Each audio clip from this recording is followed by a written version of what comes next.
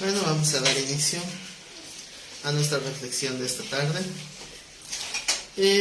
No sé si han notado, pero hay algunos productos que luego venden en las tiendas que tienen un sello con unas letritas hebreas. ¿Sí los han visto? Sí, la kosher. Ajá. El sello kosher.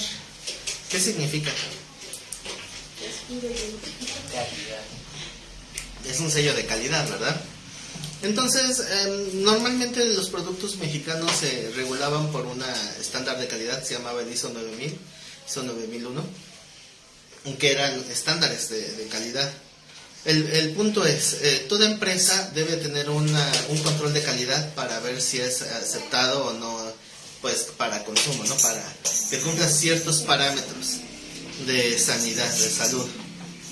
Entonces, ¿cuáles serán los parámetros para decir que algo es bueno, que algo es malo? ¿En qué momento algo deja de tener la etiqueta de malo para tener la etiqueta de bueno? Bueno, desde el punto de vista de consumo, de productos de consumo, por eso hay esas normas de calidad. Pero resulta que encontraron unas normas que son más estrictas y que garantizan una mejor calidad, que es bajo los estándares judíos. Y entonces los judíos siempre han tenido mucho cuidado con todo lo que consumen, porque tienen sus alimentos prohibidos, sus alimentos de uso, alimentos tolerados, y algunos alimentos tienen que ser preparados de ciertas formas. Entonces, ellos al cómo evalúan para que algo sea consumido o no, se le llama kosher, ¿no? Entonces, una vez pregunta uno, un judío en el restaurante, dice: ¿usted tiene comida kosher? Y le pregunta el mesero al chef, me están preguntando que si es kosher. Y dice, pues tú dile que sí, tú dile que es kosher. Entonces llega a la mesa ¿cómo se llama? El mesero, y le dice, sí es kosher. Y dice el judío, ¿las carnitas también? Dice, sí, también. Y que se paran bien enojados y que se van, porque obviamente las carnitas no son kosher. Entonces resulta que hay unas normas de calidad para ver si los productos son aptos o no en cuanto a qué tan buenos son. Entonces, tienen esos sellos de calidad. Y luego si tienen una leche, por ejemplo, el pura, ahí examinan el cartoncito y van a encontrar que tiene el sello kosher. Entonces, si nosotros pusiéramos un control de calidad para todo lo que hacemos, ¿cuál sería la evaluación mínima aprobatoria? Es decir, lo que hice estuvo bien o estuvo mal. Por decir algo, si voy a cocinar para mi familia, hago mi menú del día, hago mi sopita, no sé, una sopita de pasta. ¿Qué calificación tiene esa sopa? De 0 a 10. Pues tiene que ser 10. Tendría, ¿no? Porque es para mi familia. Pero luego dicen, bueno, pues está un poquito quemadita. Pues que se la coman así, que se aguanten. Y a veces nosotros compramos comida así de la que venden preparada, cuando no nos da tiempo de preparar, ¿no? Y hay una señora a la que le comprábamos la comida, pero por no sé por qué razón, simplemente avisó que ya no iba a poder trabajar y pues ya. Entonces decidimos probar en otra cocinita de esas económicas y compramos un paquete de comida, pero la sopa estaba horrible. Espero que no vean la transmisión. Pero la sopa, sí, pues, ni modo. La sopa estaba quemada, toda la sopa se veía negrita, de que estaba quemada. Hasta cuando la prueban los niños dicen, ¿qué es esto? Se sabe feo. Pues te la comes. Le digo a Nelly, está fea la sopa, te la comes. Ni modo, pues ya la compramos, ¿verdad? Pues así se prueba. Tenemos que saber qué calidad manejan en ese lugar. Y la comida que manejaban pues no era así como que de muy buen sabor. Y en otro lugar donde comprábamos antes nos daban nuestra bolsa de arroz, nuestra bolsa de frijoles, y aquí nos daban un vasito, de esos vasitos de los de refresco, de plástico, ese vasito de sopa. El vasito de frijoles. Bueno, son sus estándares, pero nosotros tenemos que tener nuestro propio estándar de calidad. ¿Qué tanta calidad manejamos en todo lo que hacemos? Para todo, para lo que sea. No solo la comida, ¿verdad? Sea cual sea lo que te dediques, con qué calidad lo haces. O depende para quién sea. Depende si es algo que me van a evaluar o al cabo nadie se va a enterar pues, que yo lo hice. Salga como salga. Dicen, hay una mala fama de los mexicanos que dicen que al ahí se va. ¿Será? Pues muchos sí tienen ese estándar, ¿no? Su estándar es de que de 6 de calificación. Sai medio pasa. ¿Verdad? Y bueno, pues ya. No sé por qué se proponen hacer ruido cuando están. Yo me propongo ignorarlo, pero me tengo que subir el volumen.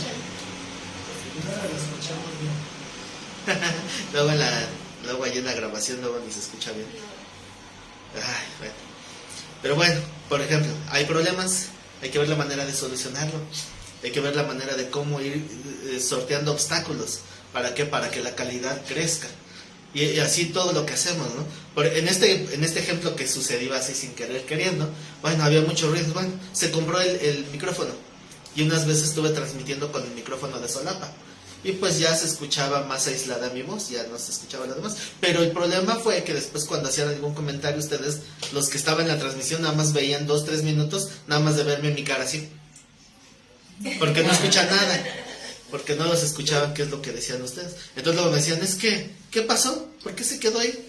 Es que alguien está hablando, pero como el micrófono aísla nada más mi voz, pues no se escuchaban los demás. Entonces por eso opté por mejor quitarlo, para que cuando hagan algún comentario pues también lo escuchen y sepan, ¿no? De qué están hablando.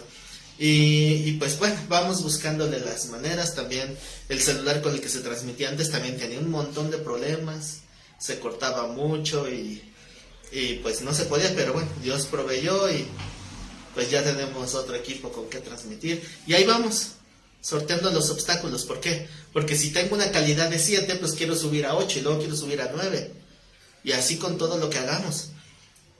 Entonces, esto tal vez no tiene que ver con una retroalimentación, es decir, voy a dar una mejor calidad para ver qué me dicen de regreso, o sea, para ver si alguien lo reconoce. Porque luego había una señora que cuando se esmeraba para hacer la cena para sus hijos y decía a sus hijos, vengan a cenar o a desayunar, no sé. Bueno, supongo que a desayunar porque era huevo así con, ¿cómo se llama? Con hot cakes y cosas así. Entonces le preparaba la comida de tal manera que en el plato se veía una carita feliz, hecha así con la comida. Entonces pone ahí bien bonito su juguito de naranja natural y todo así bien bonito. Y cuando llegan los hijos, o sea, gracias mamá. No, ni siquiera lo vieron. Ni lo notaron. También por ahí vi una vez un video de una cafetería donde está el que está preparando el café. ¿Se ha visto que con la leche luego hacen las figuritas en la espuma? Que hacen las figuritas así bien bonitas, bien hechecitas. Entonces se ve el video como le acaban de preparar así una florecita bien bonita, bien hechecita así con la espuma. Y se la dan a la persona, le dice, aquí está el café. Y la persona agarra así sin voltear a ver la taza, nada más está buscando, está la cuchara. Bien vale el trabajo. Y bueno, y eso a veces nos frustra. El hecho de que no reconozcan la calidad que queremos poner nos frustra. Pero a final de cuentas no tiene que ser. La calidad que le ponemos a algo no radica en la respuesta que recibamos, radica en tu valor personal, en cuánto es lo que vale tu trabajo para ti, o sea, tu esfuerzo, qué es lo que tú quieres dar a los demás. Obviamente el primero que lo recibe es Dios, porque Él fue el que nos dijo, todo lo que hagas en este mundo, sea para quien sea, hazlo no como, dice el texto, no como para quien sirve al ojo, sino hazlo como para Dios. O sea, no para quien te esté checando o supervisando. Hazlo todo como si fuera para Dios. Y muchas personas, cuando hablo de cristianos, obviamente cuando entienden esto, sienten como si fuera una bofetada. Paz. ¿Por qué? Porque pues luego nos damos cuenta que a veces no damos lo mejor porque decimos, ay, ni lo van a valorar. Pero si el Señor dice, hazlo como si fuera para mí, porque yo lo estoy mirando. Lo que pasa que dentro de nuestra cultura nos dejamos nosotros mismos contaminar, ¿no?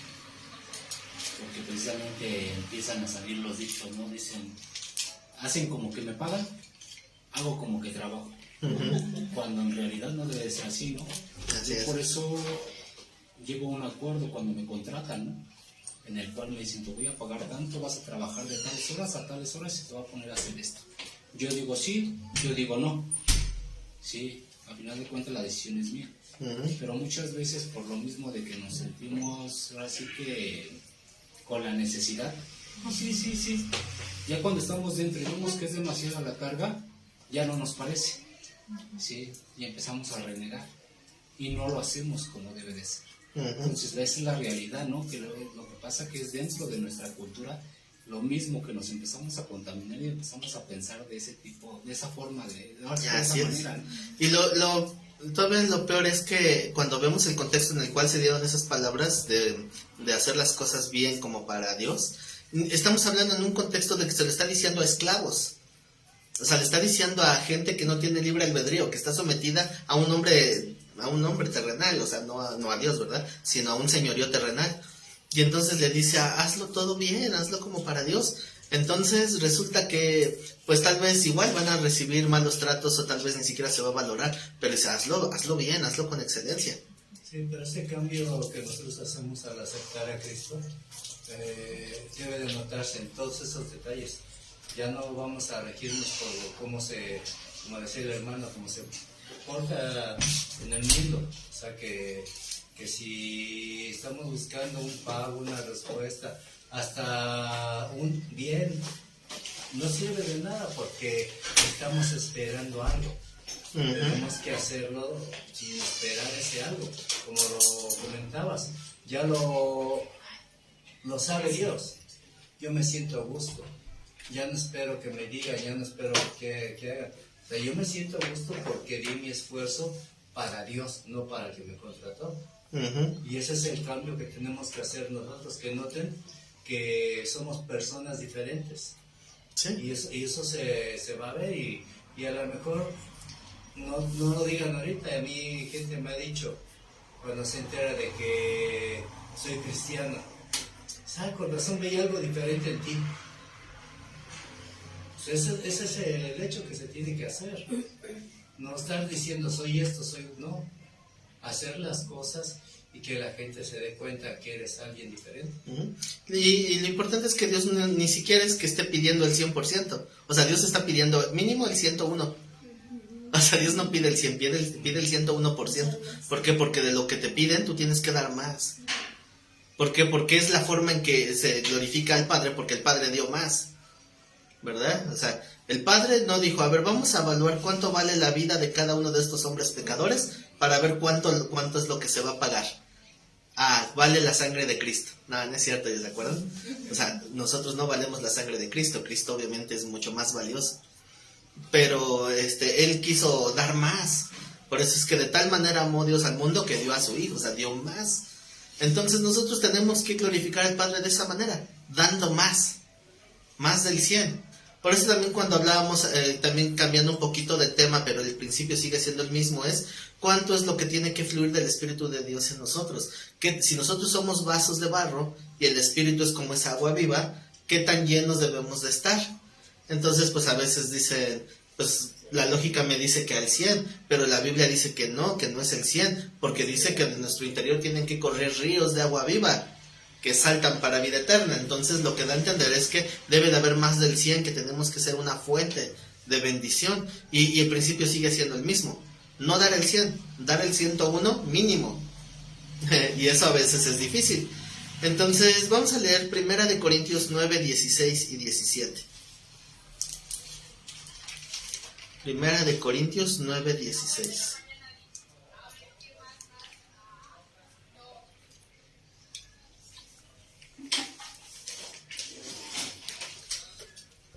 ¿Ya están?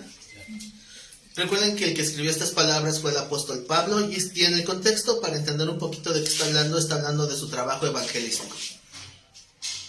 Está hablando de cómo, en el contexto, si después leen toda la carta completa, que sería lo ideal, vamos a ver que a Pablo lo estaban juzgando porque le decían que era un falso apóstol y ponían en duda su trabajo.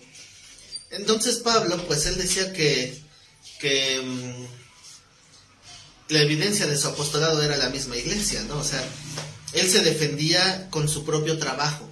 O sea, yo no me defiendo con que a mí el Señor me dijo que soy apóstol. No, él dice, yo me defiendo con las obras que he presentado, ¿verdad? O sea, con su propio trabajo.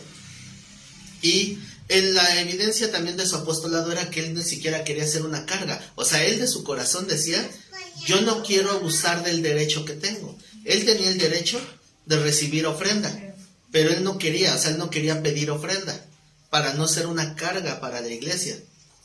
Dice, y vienen otros, y entonces ellos sí, ¿no? Se llevan esa ofrenda y al contrario, hasta les exigían más. Ya iban aquellos, ¿no? Entonces, ese es un poquito el contexto de 1 Corintios 9:16. Dice, pues si anuncio el evangelio, no tengo por qué gloriarme. ¿Conocen ejemplos de gente que sí se gloria por anunciar el evangelio? Sí. Yo creo que hay muchos. Los grandes apóstoles. Los grandes apóstoles. De esos que aparecen en enlace y que dicen, es que a mí Dios me ha dado una labor importante porque Dios vio en mí un potencial enorme y cosas así que lo único que hacen es exaltarse a uno mismo. Entonces, dice, si yo anuncio el evangelio, eso no es algo como para que yo esté de presumido, ¿verdad? Sería parafraseando un poquito. Dice, ¿por qué? ¿Por qué no me puedo gloriar de que estoy anunciando el evangelio? Porque me es impuesta necesidad. ¿Qué es una necesidad? Es algo que no me están pidiendo, ¿verdad? ¿Cuál es una de nuestras necesidades básicas? Como por ejemplo comer, dormir. Entonces, ¿cuánto tiempo puedes aguantar sin dormir? Tal vez te avientes una noche sin dormir. ¿Te la pasaste maratoneando Netflix o no sé? Ah, no, leyendo la Biblia, ¿verdad? Leyendo la Biblia. Es que leyendo la Biblia da sueño. Sí. ¿Cuánto tiempo pueden pasar sin dormir? ¿2 días enteros? Bueno, imagínense el tiempo que sea. Pero va a llegar un punto donde el cuerpo va a necesitar. O sea, los ojos se te van a cerrar solos, porque es necesidad. Pero sí es importante, como decían, te da sueño leyendo la Biblia. Pero cuando hay algo que te emociona, algo que te gusta, hasta el sueño se te quita. Y sí puedes estar tiempo sin dormir. Y claro, llega el momento en que tienes que dormir.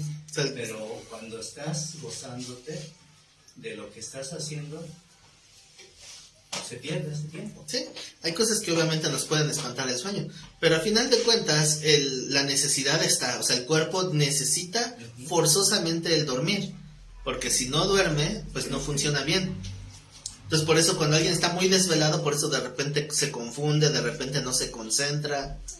Por eso cuando algunos van a la escuela y se pasaron toda la noche sin dormir y después van todos desvelados, de repente no captan bien la enseñanza porque su cuerpo no está al 100. Es una necesidad. Y si tú tratas de renunciar a esa necesidad, el cuerpo se va a apagar solito, ¿verdad? Solito te vas a quedar dormido, ¿verdad? Yo creo que muchos llegan bien desvelados al culto. Porque la necesidad se ve manifiesta de dormir. Entonces, no necesitamos que alguien te diga, no se te vaya a olvidar comer, no te preocupes, la tripa te recuerda. No se te vaya a olvidar dormir, no te preocupes, los ojos solitos se van a cerrar. O sea, porque esa es la necesidad. Entonces, alguien que tiene el llamado para evangelizar va a tener la necesidad. Y cuando Dios te está poniendo una carga en tu corazón para servirle, en el área que sea, en el área que Dios quiera manejarte, pero si Dios lo puso, vas a sentir una necesidad. Y no es de que te tengan que estar diciendo, acuérdate que tienes que hacer esto, acuérdate que tienes que hacer eso, porque va a ser la necesidad del mismo llamado que Dios te ha dado. Entonces, si alguien está trabajando para Dios a la fuerza, entonces muy probablemente es algo que Dios no le puso. O simplemente aceptó por mero compromiso, o pueden ser 1000 cosas, pero algo malo pasa, ¿verdad? Entonces dice Pablo, yo no tengo de qué gloriarme por evangelizar, por ir y llevar la palabra, porque se me impuso una necesidad. O sea, Dios la puso. Ahora sí que la puso y la impuso. Una necesidad. ¿Y cuál es el hay? Recuerden, la palabra hay en la Biblia es porque Dios te va a dar. Para que sepan qué significa cuando la Biblia dice hay, Ay, es dolor. es porque es lo que te va a producir cuando Dios te toque. Ay. ¿Sí han visto que algunos títulos de la Biblia dicen los ayes? Bueno, es eso, ¿verdad? Ay de mí si no anunciar el evangelio. O sea, yo no tengo que ponerme así de que les estoy haciendo un favor al predicar, no es cierto. Un predicador no le está haciendo el favor a nadie por predicar. Nadie, porque hay una necesidad. Y hay de ti si no haces tu trabajo, porque te las vas a ver con el Señor. Y dice, ay de mí si no predico el evangelio. Entonces, estableciendo cómo están las cosas, dice el 17, por lo cual, si lo hago, evangelizar. Si lo hago, ¿cómo? De buena voluntad. ¿Qué significa hacer algo de buena voluntad? Pero vos es que te gusta. De buena gana. No como el ejemplo, no sé por qué, pero a mí me llega mucho el ejemplo a la mente cuando leo esto. Al niño que se le manda por las tortillas. Dice, oye, vete por las tortillas. Ay, ¿por qué yo manda a mi hermano que él nunca hace nada? Que nada. Si hay una maquinita de chicles y le das un peso para él, ¿verdad? Tal vez, ¿no? Entonces, a veces se les dice así. Dicen, ay, y se van a veces ahí refunfuñando y murmurando. O sea, que tanto se van diciendo y se van poniendo cara. Bueno, esa obediencia es una obediencia a medias, porque al final de cuentas lo hizo y sí es obediencia, pero lo que es más importante es la actitud en esa obediencia. Desarrollan el don de lenguas. Sí, ahí sí desarrollan el don de lenguas. Solo ellos y Dios les entienden, ¿verdad? Entonces, pero si yo le digo a mi hijo, toma dinero, ve a la tienda para que te compres un dulce, ¿va a ir de malas? No, va a ir, pero sí con gusto. Va a ir corriendo, sí voy. Ve a hacerme este favor. Ay, pero ¿por qué yo? Entonces, mejor no. Bueno, y si Dios te dice, ve a evangelizar. Ay, ¿por qué yo? Manda al hermano fulano, él ni hace nada. Yo que tengo tantas cosas que hacer y el hermano ahí todo el día sin hacer nada. Bueno, porque andas viendo a los demás y Dios te habló a ti. O sea, si no, Dios les voy a decir como a Pedro, ¿verdad? ¿Se acuerdan que le dijo a Pedro cuando lo seguía Juan, el apóstol? ¿Qué y este qué? ¿Qué dijo el Señor? ¿Qué? ¿A ti qué te importa? Tú sígueme. Yo voy a tratar contigo, con lo que tenga que tratar con el de al lado será con él y yo con él, a ti no te incumbe. Entonces, lo que Dios te diga a ti, ¿verdad? Entonces dice, si lo hago de buena voluntad, significa disposición, significa ánimo, significa buena actitud. Entonces dice, recompensa tendré. ¿Recompensa de quién? De Dios. Ah, es importante dejar esto en claro, porque algunos piensan, recompensa tendré. El diezmo. No, esa no es la recompensa. Dios va a dar una recompensa.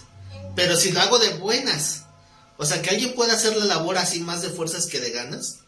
Porque conocí a un pastor que no tenía en sí el llamado, fue impuesto como pastor.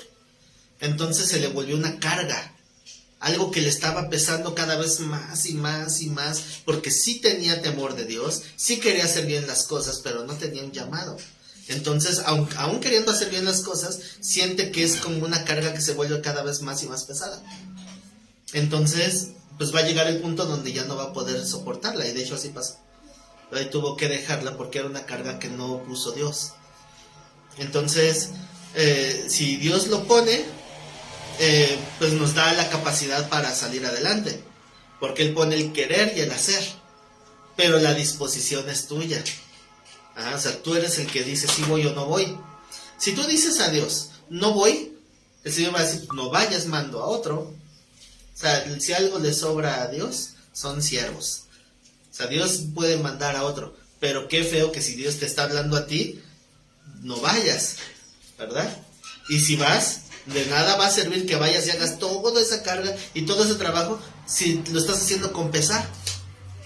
Tienes que hacerlo bien y de buenas, porque tiene que ser bien hecho. Dice, si lo hago de buena voluntad, entonces tendré mi recompensa. Y si lo hago de mala voluntad, ¿qué? La comisión me ha sido encomendada. La comisión me ha sido encomendada. Dicho de otra forma, es, y si lo hago de malas, de todos modos lo tengo que hacer porque Dios lo mandó, pero sin recompensa. Entonces mejor, si Dios nos va a mandar a hacer algo, pues mejor hay que hacerlo bien y de buenas.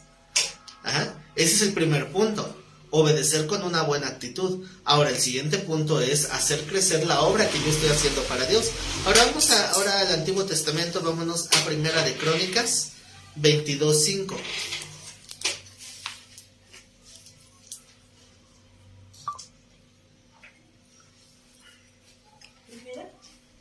Primera Primera de Crónicas 22:5. ¿Ya están ahí? Dice el texto: y dijo David: Salomón, mi hijo, es muchacho y de tierna edad, y la casa que se ha de edificar a Jehová ha de ser ¿cómo? Magnífica por excelencia. Está diciendo, no, mejor déjame a mí hacer la casa, decía David, ¿verdad? Señor, yo quiero hacer una casa para ti. Hay una, bueno, no quiero desviarme mucho del tema, pero hay una doctrina equivocada acerca del tabernáculo de David y que David levantó su tabernáculo. No, se refiere, o sea, verdaderamente el tabernáculo de David no era en sí la chocita, la tienda, era la iniciativa de hacer el templo. O sea, originalmente eso era.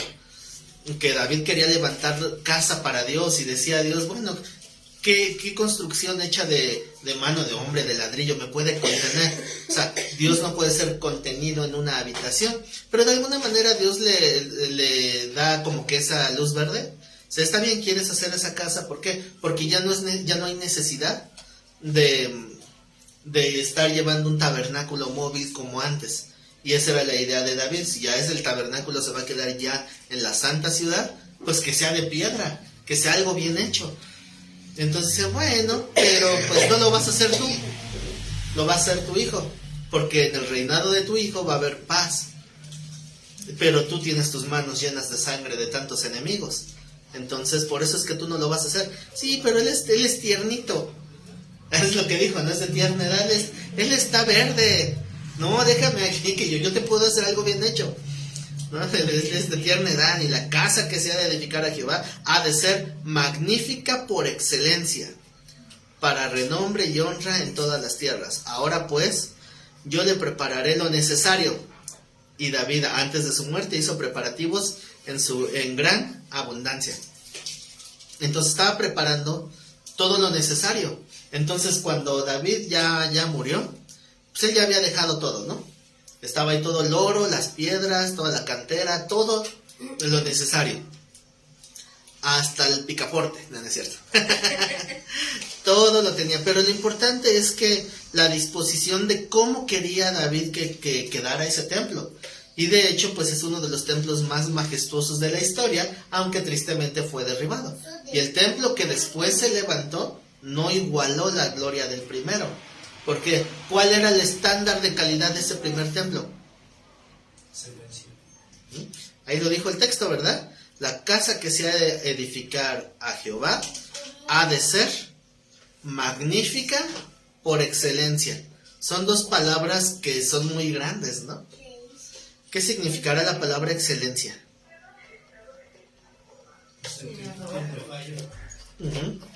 Según el diccionario de la Real Academia Española, la palabra excelencia es superior calidad o bondad que hace digno de singular aprecio y estimación de algo.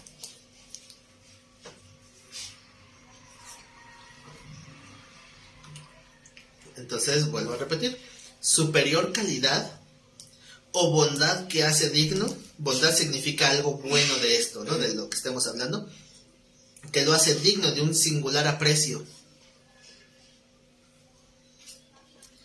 Y se hace también digno de una estimación de ese algo de lo que se está hablando. Tal vez por poner un ejemplo que no para mí no es relevante, pero bueno, cada quien su religión, es la calidad de Biblia que trae. La Biblia es la Biblia, o sea, la Biblia no hay pierde. Puede ser la versión digital, que no me gusta, puede ser la versión de la Biblia misionera de 70 pesos, que es con papel reciclado, No traigo mi Biblia. la de los Gedeones, la daga de bolsillo. Entonces, pero alguien dice, no, yo quiero una Biblia, pero de letra grande, con concordancia, con pasta de piel italiana, canto dorado, con la palabra de Cristo en rojo, con referencias, comentarios, textos cruzados. No, pero esa Biblia vale 5,000 pesos. La otra vez vi que hace un tiempo, cuando fue el aniversario de la Biblia del Oso, sacaron una reedición de la Biblia del Oso. Yo la vi y me quedé así como gatito en la pescadería, Hermosa la Biblia, una Biblia gigante, con su portada original del oso. Bien bonita la Biblia. Dije, ay, está preciosa. ¿Cuánto vale? 2,000 pesos, algo así. Ah, sí está bonita. Con hojas de cebolla. Sí, hoja de papel, cebolla. No, o sea, hay calidades, ¿no? Y ya son meros lujos, ¿no? Pero bueno, a final de cuentas estamos hablando de calidad. O sea, es el ejemplo, ¿no? Entonces, imagínense que tú eres una imprenta, yo quiero publicar la Biblia mejor, la más bonita de todas. Bueno, voy a ver de qué calidad le voy a meter, de qué calibre va a ser el papel, de qué tinta, de qué pasta, qué tipo de encuadernado. Luego ya ven que las Biblias crujen. Cuando están nuevas, las abres y truena porque está muy duro el empastado. Y no sé, yo quiero que la mía no se arruguen las hojas cuando se doblen, que tenga un mejor sellado y no sé, hacer la mejor Biblia. Y hasta mi Biblia de 10,000 pesos. No, pues nadie te la va a comprar. No, y si la compras para tenerla guardada menos. Para idolatrar a la Biblia, ¿no? Sí. Entonces, bueno, por eso tal vez no es el mejor ejemplo porque ahí hay una ambigüedad, pero el chiste es el querer hacerlo mejor. Igual, o sea, una Biblia de las baratitas te sirve igual si tienes tus diccionarios, si tienes pues concordancia, o sea, si vas haciéndote de tus herramientas, pues es lo mismo, ¿no? Hay una Biblia que me gustó mucho, pero no la pude comprar porque está bien cara. Se llama la Biblia Apologética. Está bien bonita esa Biblia. Pero realmente no la necesito. O sea, está bonita, pero no la necesito, porque todo lo que está en esa Biblia lo tengo en diferentes libros. Nada más que está recapitulado. Entonces nada más es por el hecho de tener algo más lujoso, algo más bonito. Ajá. Entonces, bueno, imagínense que van a construir la casa para que la gente se reúna a adorar a Dios. ¿Cómo tiene que ser? Pues igual, no puede ser cualquier chocita, ¿verdad? Vamos a ponerle unos muros gruesos, bien altos, con los mejores ingenieros. Que esté bien construida. No vaya a ser que por querer ahorrar en material se caiga a los pocos años. Llevaron ingenieros y arquitectos de Egipto. Ah, los mejores ingenieros en pirámides. Entonces, había pues una motivación para no hacer algo tradicional, o sea, para hacer algo mejor. ¿Por qué? Porque la fe los motivaba a ello. Es decir, esto no puede compararse con el trabajo que le haga cualquier persona, tiene que ser para Dios. Entonces tiene que tener atributos, como dice la definición del diccionario, bondades que den mayor aprecio, que sea mejor. Pero estas palabras que leímos de magnífica excelencia, les voy a leer la definición que tiene en el diccionario en hebreo. Les dije la definición de la palabra en español. Ahora, ¿qué palabras se usaron en el original hebreo? La palabra excelencia en hebreo es la palabra Maal. Qué curioso, ¿no? En español se oye mal. La palabra es Maal, con acento en la segunda A. Y esa palabra, que obviamente en su primera acepción es traducirse como excelencia, en su etimología significa cúspide o significa cima. ¿En qué sentido se referirá a una cúspide? No es la misma palabra como tal la que se usó, por ejemplo, en Babel. Ajá. Que dice cuya cúspide lleve al cielo, en la Torre de Babel. Pero ahí en esa palabra de Babel, en el texto de la Torre de Babel, se refería a una cabeza de gobierno. Aquí no, aquí estamos hablando de alcance, de lo más alto, de una cima. Entonces, ¿cómo aplicamos el contexto o el concepto de excelencia con la palabra Maal? Es decir, hacerlo lo más alto posible hasta que no se le pueda añadir más. Estamos hablando de calidad. A la cúspide. Vamos a suponer que las reglas de control de calidad mexicanas te permitan un 8 de calidad, ya pasa. El kosher 9.5, pero aquí estamos hablando del 10. de que no se le pueda corregir nada más porque no hay que corregirle nada, de que algo sea ya excelente, que sea perfecto, que no necesite modificarse absolutamente nada.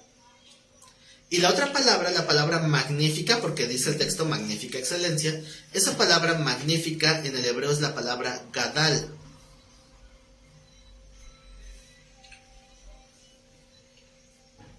Gadal significa madurar, significa aumentar y significa crecer.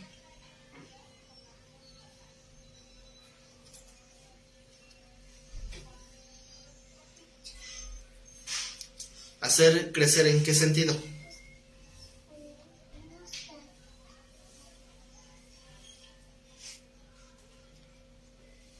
¿O cómo lo entienden?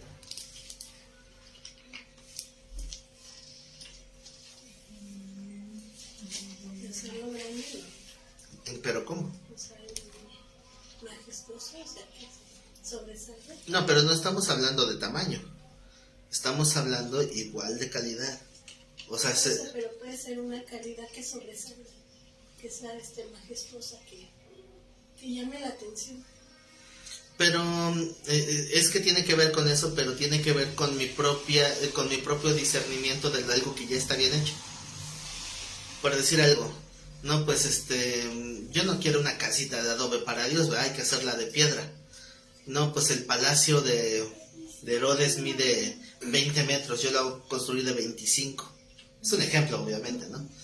Entonces, ya lo construí de 25, ¿no? Pero yo creo que podemos hacer para el lugar santísimo que mida 30.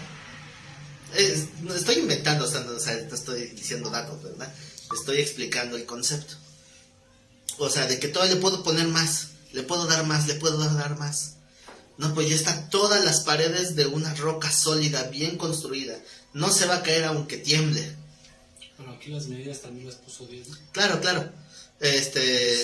Bueno, no en el templo, no. Las medidas fueron en el tabernáculo. En el templo no había una guianza de Dios en cuanto a todos sus detalles. Porque el hecho de que simplemente el templo tenga un atrio de gentiles ya no entra en el concepto doctrinal del tabernáculo original. O sea, no había una instrucción de parte de Dios. Había instrucciones entre los hombres, pero no de parte de Dios. Lo que sí venía de parte de Dios era la del tabernáculo de Moisés, porque ahí sí le dijo Dios a Moisés, sí, haz todo conforme al modelo que te fue mostrado. Porque ahí todo tiene un significado. O sea, si queremos escudriñar los significados simbólicos del tabernáculo, tiene que ser el de Moisés, sí, no el de David, no el templo. Sí, no. Entonces, ahí simplemente se le dio un permiso a David, es como que Dios le dijo, pues no lo necesito, pero hazlo. Y por eso es que decían, la mujer samaritana en el pozo. Entonces, ¿debemos de adorar ahí, en ese templo que fue hecho para eso? ¿O en el monte donde nos fue enseñado? Es lo de menos. Lo que importa es que Dios está buscando adoradores íntegros, de verdad, o sea, en espíritu y en verdad. Entonces, no importa dónde adores, lo que importa es que seas íntegro en tu adoración. ¿De qué sirve ir hasta el templo a adorar si están siendo hipócritas? De igual no van a recibir, Dios no va a recibir esa oración, como el publicano y el fariseo que estaban orando ahí, ¿se acuerdan? Que decía el fariseo, ay Dios, gracias que no soy como aquel. Entonces, ¿de qué le sirve ir a orar al lugar que fue hecho para eso? Si no tenía una integridad en su oración. Pero si vamos a la fuente donde baja el ángel. Ah, bueno, pero ahí era para sanidad, no era para orar. Además, eso es bien debatible todavía. Entonces, es cuestión de que si lo vamos a hacer, o sea, dice David, vamos a hacer el templo, vamos a hacerlo, crecer lo más que se pueda en cuanto a calidad. Y podemos poner esto más, y podemos poner esto más, y esto mejor, y esto mejor, y esto mejor. Y obviamente todo esto es un ejemplo de cómo debemos de llevar nuestra vida. Se puede decir que lo exaltaron, ¿no? Del tabernáculo original a como lo hicieron ellos, lo exaltaron, ¿no? Era un tabernáculo glorificado, por decirlo así. Porque el tabernáculo de por sí tiene mucho mérito. Sí. Pero pues decían, pues eso se tenía que estar quitando y poniendo. Era una tienda de campaña gigante. Sí. Si de por sí ahora que he estado haciendo lo de la maqueta, me estoy quedando bien asombrado porque según está a escala y está quedando enorme. Entonces nada más los puros velos que van encima van a medir 1.20 por 1.40 y está a escala. ¡Qué barbaridad! Entonces, pero precisamente porque quería que fuera a escala para que se tuviera una noción más precisa de cómo era en aquel entonces. Y todo tiene su significado. También el hecho de que ponga el Señor 7 capas de techo, porque es... Todo tiene una razón, pero doctrinal. ¿Y de qué era? Qué materiales, qué acabados, todo tenía una razón de ser. Incluso, ¿se acuerdan cuando Moisés manda hacer, por orden de Dios obviamente, el aceite de la santa unción? ¿Qué se acuerdan de cómo se tenía que hacer eso? Dice que sea maldito que lo reproduzcan. Ajá, sí, es que había una maldición para quien lo reprodujera sin permiso. ¿Qué más se acuerdan de ese aceite? De las hierbas aromáticas. Había una receta con hierbas aromáticas. ¿Qué más? Hay otro detallito, hay un detalle que es bien interesante. El aceite de oliva. No, el detalle más importante o más interesante es que se tenían que llamar perfumistas. O sea, era arte de un perfumista. O sea, había gente estudiada y especializada en cómo sacar las esencias. Para que fuera, y lo dice la palabra arte, que es diferente a la palabra oficio. O sea, todo eso tiene mucho que ver, ¿no? Bueno, pero en sí todos fueron artesanos, ¿no?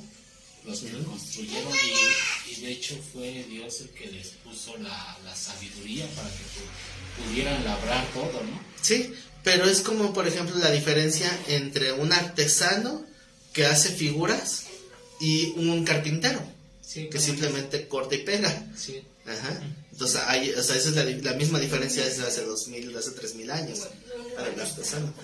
¿Cómo? Como un ebanista. Ujú. Entonces, hay diferentes, ahora sí que en todo hay calidades. Sí. Entonces, es eso. Cualquiera podría aprender a hacer un perfume, pero si van a hacer el aceite de la santa unción, llamen a perfumistas. Ajá. Que sean artesanos, que sepan cómo hacerlo de una manera artesanal. Que sean expertos en eso. Uh-huh. Entonces, incluso hasta cuando Aarón la regó en hacer ese becerro de oro que no debió de haber hecho, pero porque él sabía hacer ese trabajo. Y todavía le dice a Moisés, yo eché el oro y salió un becerro. Así dijo. Sí, solito se moldeó, solito se hizo la escultura, se talló en oro. No, hombre, bueno. Entonces, ¿dónde estábamos? Vamos a otro texto. Vámonos de regreso a la carta a los Corintios. Primera de Corintios 3:10.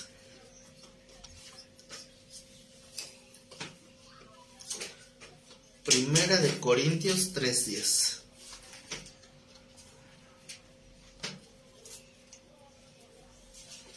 Bueno, sí quedó claro que era magnífica excelencia. O sea, ¿cuál era la intención? Porque vean el contexto de lo que leímos antes. O sea, David está diciendo que él va a hacer el templo, pero pues sabe que su hijo está verde. Entonces, yo voy a dejar indicaciones, yo voy a dejar todo listo, materiales, no sé qué vaya a comprar de segunda mano, yo voy a comprar material de primera, porque esto tiene un compromiso de ser magnífico, o sea, hacerlo crecer, excelencia. O sea, viendo las definiciones del hebreo, sería, esta obra tiene que hacerse crecer hasta la cima. O sea, tiene que crecer hasta que no se le pueda añadir nada. O sea, hasta que ya esté completo. Y no estamos hablando de complejidad, estamos hablando de poner atención. No es de que vamos a ponerle otro adornito. Y si le ponemos acá, contratamos a un tal Miguel Ángel y que ponga acá.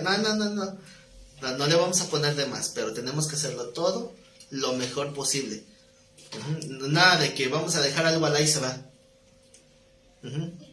¿Sí saben por qué el interior del lugar santo en el tabernáculo? En el tabernáculo, no en el templo. ¿Por qué todo tenía que ser las paredes de oro? Recubiertas de oro, porque eran de madera, pero estaba recubierta de oro. ¿Por qué esa recubierta de oro? Para que se reflejara Para que la luz se reflejara, porque las dos paredes laterales, que eran las que tenían oro, se volvían dos espejos gigantes. Y por eso la lámpara estaba de un lado, para que al levantar la luz reflejara. Y entonces era un lugar súper luminoso, pero lo interesante es que el tener las paredes completas hacía que no hubiera un lugar de sombra, no había penumbra. ¿Por qué? Porque la luz lo llenaba todo. O sea, esos detallitos también tenían mucho que ver, ¿no? Entonces, imagínense el reto que tenía David si quería hacer algo de magnífica excelencia cuando el modelo que Dios puso para algo que se quita y se pone era perfecto. O sea, imagínense el reto, ¿no? Pero ahora vamos a llevarlo al contexto ya de los discípulos, de cómo este concepto lo llevaban ellos. Primera de Corintios 3:10, ¿ya están ahí? Conforme a la gracia de Dios que me ha sido dada, ¿quién está hablando? ¿Cuál es la gracia que le fue dada? Gracias. En este contexto se refiere a el llamado a evangelizar o al ser apóstol, ¿no? Conforme a esa gracia que le fue dada, es ese regalo, privilegio, como lo quieran llamar, dice Pablo, yo como un perito arquitecto, fíjense, ¿qué significa perito arquitecto? Examinador.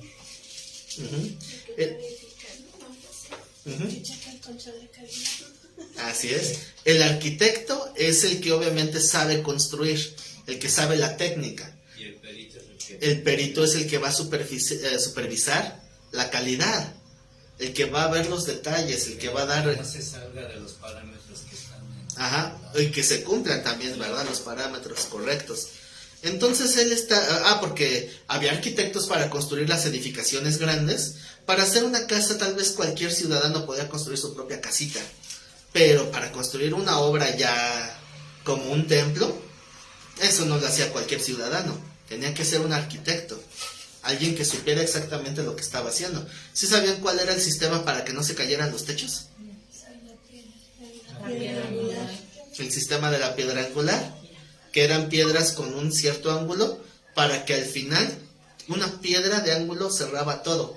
Si esa piedra no era bien elegida, la presión de todos esos muros iban sobre esa piedra de ángulo, entonces podían desmoronarla. Y si esa piedra se desmorona por tanta presión, todas las piedras del techo de ese medio arco colapsan y aplastan a todos. Entonces por eso había un perito que checaba la calidad de la piedra angular para ver si era una piedra del material correcto, sabían cuál era la piedra que sí resiste. No vayan a meter ahí tantita arenisca y ya se amoló el asunto. Porque la piedra de ángulo tenía que entrar a golpes. Se ponía y se iba ajustando pas, hasta que ajustaba y entonces ya no se caía y duraban cientos de años. Con esos pequeños detalles, así mero. Entonces, por eso el perito arquitecto es el que decidía cuál es la roca. Y por eso Pedro usa ese ejemplo. La piedra que los edificadores desecharon vino a ser la cabeza de ángulo, refiriéndose a Cristo. Entonces todo esto tiene un montón de simbología, ¿no? Pero bueno, aquí Pablo se está poniendo en esa posición de perito arquitecto. Yo puse, aquí no estamos hablando de la última piedra, que es la de ángulo. Aquí estamos hablando de la primera piedra, que es la del cimiento. Porque recuerden que los cimientos no se ponían como hoy, que se hace una mezcla, se pone una guía de varilla y se hace ahí lo que es el cimiento de una casa. No se hacía así. Para poner los cimientos de una casa antigua, literalmente tenían que mover entre muchas personas rocas gigantes que no podía moverla una persona. O de plano buscar un suelo donde hubiera ya roca y construir encima. Entonces, eso también lo hacía el perito arquitecto. Poner la roca del fundamento. Hablando de la vida espiritual de alguien, ¿cuál es la roca de fundamento? Dios. Pues Cristo. ¿Y la piedra de ángulo? Cristo. Por eso Cristo es el primero y el último, alfa y omega, principio y fin. Porque nuestra vida espiritual comenzamos con Cristo, seguimos con Cristo y terminamos con Cristo. Así. Ese sí es un final feliz, ¿verdad? Si empiezas con Cristo y terminas con Cristo. Unos empiezan sin Cristo y terminan sin nada. Entonces dice Pablo, le está hablando a congregantes, lo está hablando desde un punto de vista de pastor. Yo como perito arquitecto puse el fundamento, otro edifica encima. ¿Quién es ese otro que edifica encima? Ahí se refiere a los pastores y maestros.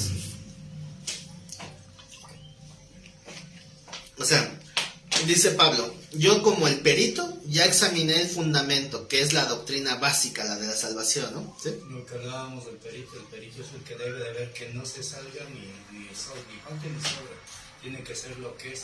Y el supervisor, en este sentido, él se sentía como perito para que el fundamento que se va a poner no ponga nota. Uh-huh. Entonces, ahora, aquí el punto donde se compara Pablo ya no está, como lo vamos a ver más adelante en el mismo versículo, ya no se ve como perito en la edificación, solo en el fundamento. Es decir, yo sembré en ustedes un fundamento sólido, una base sólida para que puedan crecer. Entonces, porque Pablo a final de cuentas podía salir a otra iglesia, entonces quedaba un pastor que podía sobreedificar. Pero ¿qué pasa si el que sobreedificó no edificó bien? Perdió la calidad porque el perito ya no está. Sí, pues ya se perdió. Se pierde la construcción. Se puede perder, pero ¿cuál es la exhortación de Pablo? Ahora sí vamos a leerlo completo. Dice, yo como perito arquitecto puse el fundamento y otro edifica encima, pero, aquí sí hay pero cada uno mire cómo, ¿qué? Como sobreedifica. O sea que si ya el fundamento está puesto y alguien más nos está edificando en cuanto a enseñanza, eso no quita la responsabilidad personal. Cada uno tiene que ver cómo está sobreedificando. No hay de que, pues así dijo el pastor. No, tú tienes que darte cuenta. Tú tienes que discernir si lo que estás recibiendo es correcto, porque es tu vida. Porque cuando llegues delante de Dios y el Señor te diga, a ver, dame cuentas de tu vida, dice, oye, esto que hiciste está mal, pues el pastor dijo. No, es tu responsabilidad, porque tú tienes que ver cómo sobreedificas. Es que el pastor dijo. La culpa la tiene el pastor. Sí, ¿verdad? Vean lo que aprenden, ¿eh? Así aprenden los hijos. Sí, a echarle la culpa al pastor. Ahora repito, la culpa es de mi papá. No, pues no, porque él hace lo que es su papá. No escucho. Bueno, entonces, no hay pretexto, ¿verdad? Porque cada quien tiene que ver cómo está edificando su vida espiritual. Ahora, si vemos nuestro crecimiento espiritual como una obra que empezó en el momento en que se nos sembró ese fundamento que es Cristo, ¿qué tanto han sobreedificado? ¿Qué tanto ha crecido su vida espiritual? ¿O siguen los puros rudimentos? ¿Siguen el puro cimiento? ¿Siguen con arrepentimiento de obras muertas? ¿Siguen con bautismos? Porque de repente hay gente que pasan años y sigue pensando, ¿de veras Dios me habrá perdonado? O sea, no has construido nada. Tu fundamento ahí está, pero no has crecido. Pero bueno, pues ya me aprendí ahora, ya no solo Juan 3:16, ya me aprendí el 17. Bueno, vamos por el 18. Cada uno tiene que ver cómo sobreedifica, no vayas a edificar chueco y te vas de lado, ¿verdad? Dice el 11, porque nadie puede poner otro fundamento que el que está puesto, el cual es Jesucristo, por si quedaba alguna duda. Y si sobre este fundamento alguno edificare, vean los elementos, vean los tipos de elementos y cuántos son: oro, plata, piedras preciosas, madera, heno, hojarasca. ¿Cuántos elementos son? 6. ¿Son 7? No, son 6. Oro, plata, piedras preciosas, madera, heno, hojarasca. ¿Qué simboliza el 6? Lo que le es dado al hombre. ¿Qué simboliza el 3? El tiempo en que se cumplen propósitos de Dios. ¿Qué simbolizan los 3 primeros?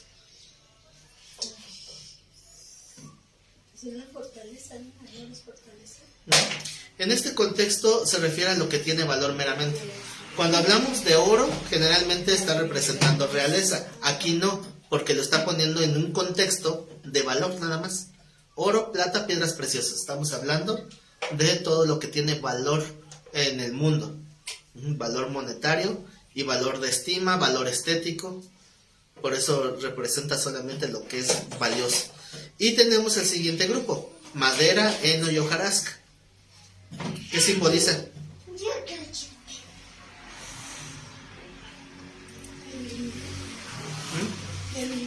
Simboliza lo perecible. Hay una palabra, ajá, que se destruye, que se usa para representar o simbolizar lo que es una cualidad de la palabra de Dios. No sé si lo han oído o si lo han escuchado, pero una característica de la palabra de Dios es que es inmarcesible. ¿Sí la han oído? Sí. Que la palabra es inmarcesible. ¿Saben qué significa esa palabra? Inquebrantable, sí, no. Prueba. ¿No? Inmarcesible significa que no marchita, que no se marchita. ¿Saben cómo se dice en griego? Inmarcesible. Es una palabra que seguramente sí han escuchado mucho, que es la palabra amarantos. Uh-huh. ¿Y qué se hace con el amaranto? Alegría. ¿Sí han comido el amaranto, no? Sí. ¿Saben cómo es el amaranto cuando no está seco? Es Sí, verde. es una... Son unas bolitas negras. Es una plantita, ¿no? Es unos bastantes. Es con el que hacen los bosotes, Sí. ¿no? Bueno, pero ¿por qué se puede comer estando seco? Porque se seca, pero no se marchita. Sigue siendo útil. Y de hecho, tiene muchas cualidades benéficas el amaranto. Entonces, ese es un ejemplo de la palabra de Dios que no se marchita. Entonces, en ese contexto se está utilizando madera, heno y hojarasca porque eso sí es perecible. Entonces, cada vez que leo esto, cuando leen esta historia, que la obra que alguno edificare y nos pone elementos de construcción, ¿qué es lo primero que les llega a la mente? ¿Sí lo visualizan? ¿Se lo imaginan? ¿Sabes repítale? Dice de que cada uno vea cómo sobreedifica y nos pone ejemplos de materiales: oro, plata, piedras preciosas, madera, heno y hojarasca. Cuando leen esto de la edificación y estos materiales, ¿qué es lo primero que les llega a la mente? ¿O cómo lo visualizan? Es a lo que nosotros le damos valor, ¿no? Dependiendo. Uh-huh. Sí, pero no hay una imagen en su mente. Es una casa. Como que cómo estoy construyendo esa casa que representa mi vida, ¿no? Yo, lo primero que veo en mi mente es a los 3 cochinitos. Cuando un cochinito construye su casa con paja, el otro con madera y el otro con ladrillo. Y se me hace muy similar, no sé por qué. Nada más que en lugar de que llegue el lobo y diga soplaré y soplaré, y a ver cuál es la que va a resistir. Pero la moraleja va muy parecida, ¿verdad? Sí conocen la historia de los 3 cochinitos, ¿no? Entonces los 2 primeros, por lo más fácil, no edifican algo bien. Y pues, obviamente... Sorpresa fácil. Uh-huh, sí. Entonces, me acuerdo que hace un tiempo, mis hijos, estando un poquito más chiquitos, vieron en las noticias de una casa que un tornado se la llevó. Porque la arrancó, pero ya ven esas casas prefabricadas de madera, ¿no? Entonces la arrastró, hagan de cuenta, a Dorita, del Mago de Oz, que se la lleva el huracán, y se quedan viendo y dicen, ¿eso puede pasar en la realidad? Le digo, sí, o sea, vieron una escena de algo real, no de una historia ficticia. Y se quedaron tan sorprendidos que decían, ¿y si eso le pasa a la casa de nosotros? Ah, no te preocupes, esa estaba hecha de madera, pero esta está hecha de piedra. Y el agua la para así, ¡pum! Ya, mira, esto no se cae. Espero. ¿Y cuando un terremoto? No llegue un terremoto, pero el huracán no se la lleva. Entonces, por mucho que sople el viento, no va a tirar una casa de piedra. Y porque está bien construida, está cimentada. Y es piedra, o sea, no se puede. Digo, mira, si alguien le pega muy fuerte a esa casa de la televisión, se rompe porque es madera. Pero no tan fácil rompes la de piedra, a menos que agarres un mazo y entonces sí, ¿verdad? Obviamente. Pero la dureza es mucho mayor. Entonces, estuvimos hablando de todo eso y ya se quedaron más tranquilos. Digo, no, entonces no tienes de qué preocuparte. Incluso cuando sean de los temblores, bueno, pues ya han aguantado varios, ¿no? Entonces eso nos da más confianza, ya viste que sí han aguantado. Ya, y si Dios quiere que se caiga, se va a caer de todos modos. Si Dios quiere que no se caiga, no se va a caer. Pero eso no se lo digo a los niños pequeños, obviamente, ¿verdad? Hay que ser prudentes. Entonces, dice el texto, la obra, en el 13, la obra de cada uno se hará manifiesta. ¿Qué significa manifiesto? Será visible. Significa va a ser expuesto. Manifiesto es expuesto. ¿Que no la vida de cada uno ya es expuesta? No, son apariencias. Es como cuando a tu casa le pones un recubrimiento.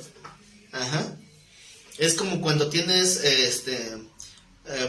por ejemplo, hay unas casas que ponen toda la estructura de tabique, pero las divisiones las hacen de tabla roca. Pero ya una vez que están con los acabados no te das cuenta. Tú lo ves con la misma pintura, se ve igual. Tal vez hasta le ponen su yeso, igual, se ve idéntico. Hasta que tú le pegas a la pared de piedra y se siente. Y cuando le pegas a la pared de tabla roca también se siente esa diferencia. Entonces, una cosa es la apariencia de cómo es tu vida, de todo lo que has construido, y otra cosa es lo que realmente va a ser expuesto.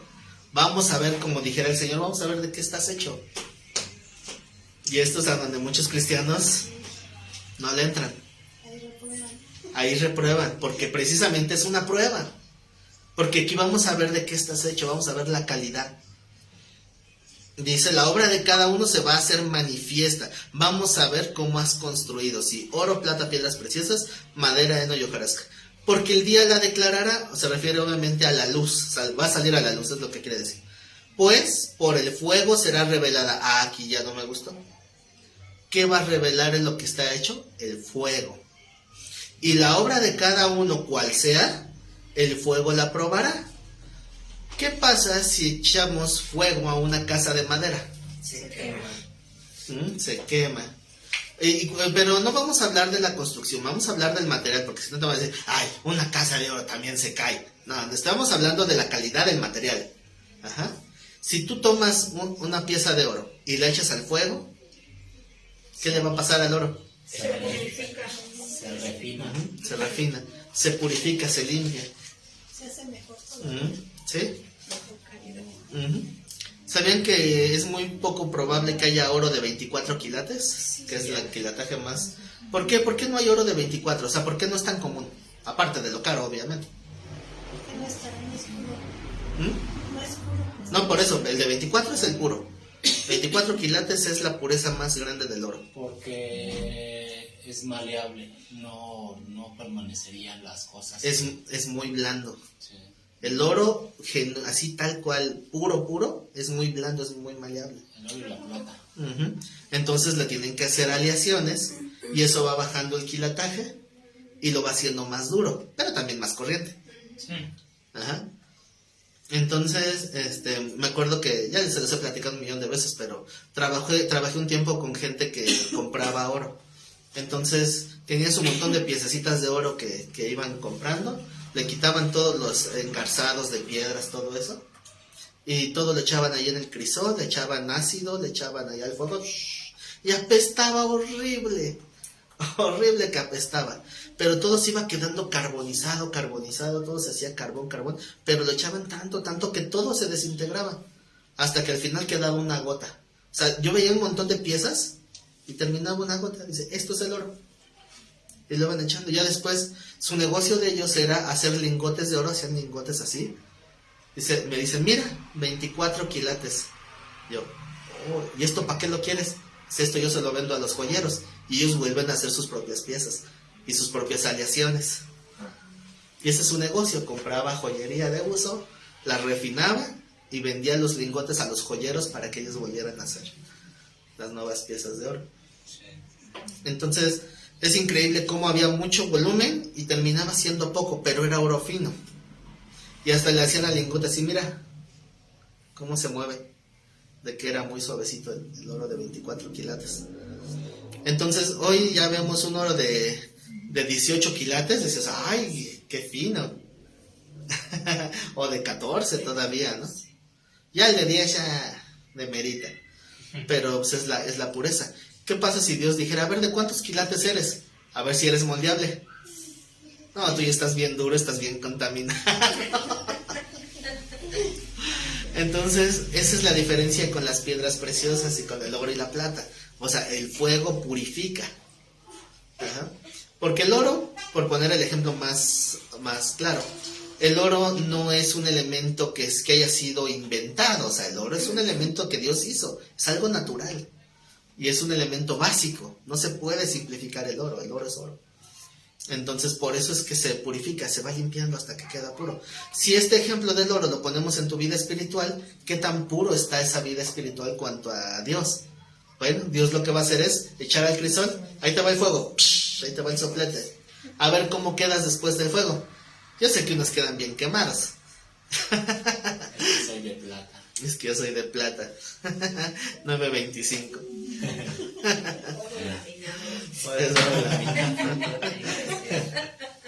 Triste que uno sea un oro laminado. ¿Por qué? Porque nada más el oro es lo de afuera, el laminado. Bueno, entonces sí se nota la analogía. Dios va a poner fuego.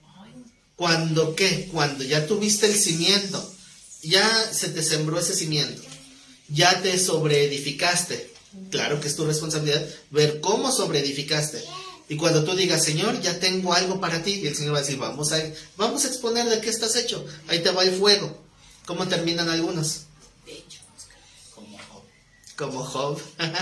Nos ven bien quemados, bien chamuscados. Y esto a todo mundo nos tiene que pasar, a todos. Si somos de Dios, nos tiene que pasar, porque tenemos que ser purificados. Entonces, ¿cómo se evidencia a alguien que edificó con madera en hojarasca? Que no les queda nada. Su vida espiritual resultó ser nada. ¿Por qué? Porque Dios la expuso, la hizo manifiesta. Un ejemplo así fácil. Cuando una persona dice, yo ya tengo tantos años en la iglesia, me sé toda la Biblia, he tomado todos los discipulados, ya me sé todos los textos, ya me sé hasta el último chiste del pastor que siempre dice los mismos. Ya también. Así que ya me lo sé de todas. Entonces después se enferman del cobicho o de una simple gripa y empiezan a renegar. Ay, Dios me abandonó. ¿Por qué, Señor? Si yo soy fiel, si jamás te he fallado. ¿Y cómo es que bendices a aquel que siempre... ya pecaste, ¿no? Entonces, así es como evidencia cuando viene alguna prueba. Y a veces ni siquiera son pruebas tan fuertes. A veces son pruebas sencillas. Se necesita poquito fuego para chamuscar la obra de alguno. Y tristemente, en estos años que llevo ya en el ministerio, me ha tocado ver muchos testimonios así. De gente que dice o tiene una apariencia de muy espiritual y cuando viene la prueba no los vuelves a ver en la iglesia. Se van al mundo, amargados y resentidos. ¿Por qué? Porque Dios no me cumplió mis caprichos. Pues no es así. Entonces, por eso, ¿cuál es la labor del pastor? Enseñarles a edificar bien, a edificar de la manera correcta, para que cuando venga la prueba tal vez te va a doler, pero te va a purificar y tu fe se va a hacer más pura todavía. No que cuando venga la prueba termines todo ahí cansado del camino con la armadura desgastada. Ajá. Entonces, no que tú digas, ay, si no hubiera tenido un buen fundamento, quién sabe cómo estaría ahorita en medio de la prueba. Simplemente alguien está enfermo y tú le dices, te declaro sano. No, sigo igual. No tuviste fe. Ya, te vas abajo. Porque no tuviste fe, porque no tienes un buen cimiento. No edificaste bien. Tal vez tu salvación ahí está, tal vez. Porque tal vez tu cimiento sí es correcto. Aquí no estamos hablando de alguien falso, ¿eh? Ojo, no estamos hablando de puercos lavados. Ese es otro tema. No estamos hablando de falsos cristianos, estamos hablando de cristianos que el cimiento es el correcto. Cristo sí es el cimiento, pero no supieron sobreedificar su vida. Así que lo que construyeron es frágil, es nulo, es vacío. Ahorita el mismo texto nos va a confirmar que esto no se trata de salvación. No estamos hablando de alguien que se envileció y se perdió para siempre. Estamos hablando de unos que reniegan y se van, y Dios los tiene que traer a nalgadas, cuerazos. ¿Por qué? Porque no supieron construir, no supieron edificar su vida. Entonces el Señor va a mandar ese fuego que va a probar esa fe. Dice el 14: si permaneciera la obra de alguno que sobreedificó, recibirá recompensa. ¿Cómo se llama esta recompensa? Se le llama galardones, ¿verdad? En el tribunal de Cristo. Si la obra de alguno se quemare, él sufrirá pérdida. ¿Pérdida de qué? de los galardones, no de salvación. ¿Qué dice después este versículo? Gente quedará a salvo, pero como quien pasa a través del fuego. Si bien él mismo será salvo, porque no, el tema no es la salvación, aunque así como por fuego. O sea que nada que ver. No es de salvación. El tema no es salvación, el tema es que si estás edificando mal, puedes tener 20, 30 años de conocer la doctrina cristiana, pero a lo mejor todo lo que aprendiste está mal y nunca te tomaste el tiempo de corroborar o de ver qué tan bien fundamentada estaba la doctrina que estás recibiendo. Y luego por eso terminas confundido, amargado y frustrado porque piensas que Dios falló. Y Dios no falla, el que falla eres tú, porque no viste cómo sobreedificaste. Entonces cuando tú dices, yo tengo una vida espiritual fuerte, va a decir el Señor, ahí te va el cerillito, pum. Y ya, se quema toda la hojarasca que tenías. A ver, ¿dónde está tu doctrina del decreto? ¿Dónde está tu doctrina de atar demonios? ¿Dónde está tu doctrina de desatar bendiciones? Se quemó porque no estaba bien edificado. Entonces termina uno mal. Ahora, si tenemos que pasar por eso, pues ni modo. ¿Qué hay que hacer? Sacudirse el hollín de la quemada y volver a sobreedificar. Pero ahora edificar mejor. Edificar con oro, plata y piedras preciosas. Entonces aquí el mismo texto nos está diciendo, si alguno se quema su obra, él sufrirá pérdida del galardón, si bien él mismo será salvo, aunque así como por fuego. Y dice el 16, ¿no sabéis que sois templo de Dios? Porque la analogía es de una construcción, ¿no? Entonces, hemos hablado del templo de Salomón. Bueno, nosotros somos el verdadero templo. O sea, teológicamente el templo no es el de Jerusalén, somos nosotros. Nosotros somos los que estamos edificando. Y tenemos que tener la misma postura que tuvo David. ¿Cuál es la postura?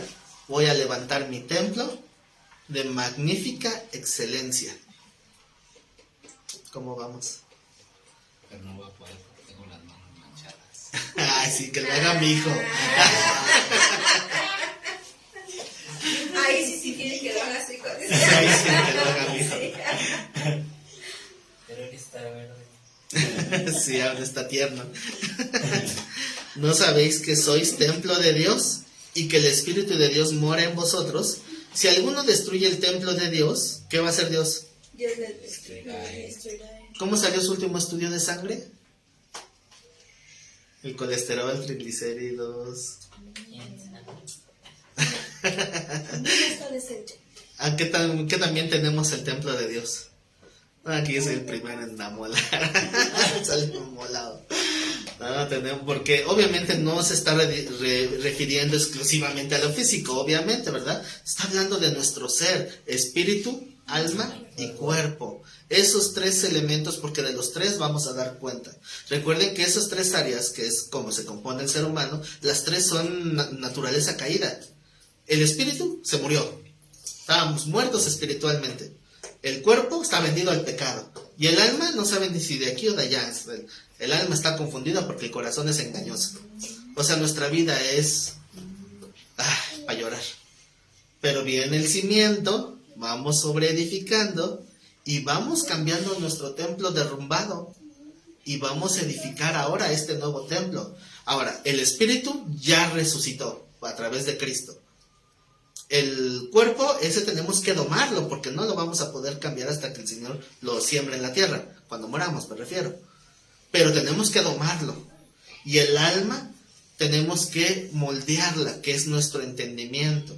Como dice Romanos 12, no nos amoldemos a este siglo, sino que nos transformemos por medio de la renovación de nuestro entendimiento. Ese es el templo que estamos edificando. ¿Cómo va esa edificación? Espíritu, alma y cuerpo. ¿Ven? No, esto, de lo que estaba diciendo del tabernáculo de David, el tabernáculo de David se le da ese, ¿cómo se le dijo? Ese nombre porque según fue el tabernáculo que edificó David fue de alabanza y adoración. Entonces es a lo que se le da La magnificencia. ajá. Sí, a eso me refería con la doctrina mala, porque eso es algo tradicional, más no teológico. O sea, eso es algo que se manejó como una tradición. Pero sí es un ejemplo a seguir, por decirlo así, ahora sí que nosotros hacer tabernáculo de alabanza y adoración para Dios, para exaltarlo. No, porque el templo somos nosotros. Más bien se basa en aquel salmo que dice que cuando que Dios habita, y habla de estar en un lugar físico, pero es un ejemplo nada más, ¿no? Habita en medio de la alabanza de su pueblo. Y si Él habita en medio de la alabanza, pues edifiquémosle un altar, edifiquémosle un tabernáculo. Pero es una expresión. Ajá. Porque en sí, hablando en cuestiones ya teológicas, el templo es nuestra vida, cómo la estamos edificando, para que Dios tenga ahí un lugar de comunión.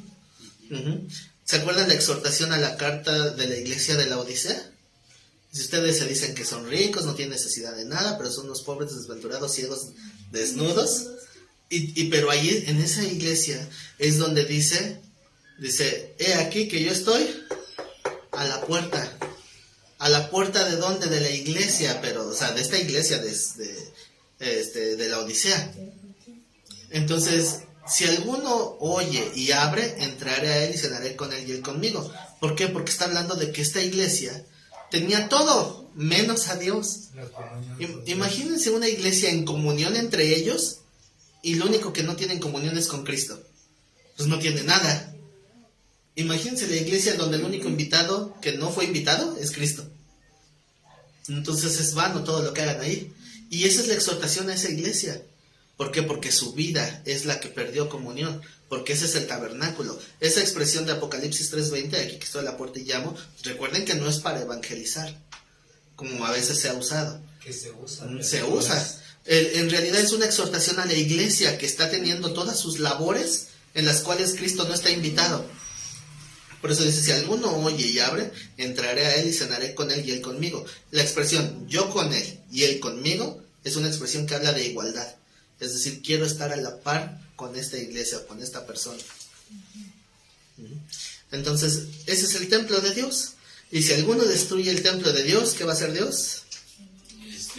Dios lo destruirá a él, porque el templo de Dios, el cual sois vosotros, santo es. Aquí cuando dice como una afirmación que es santo, es por la posición que Dios dio. O sea, yo lo aparté, este es mío, es para mí.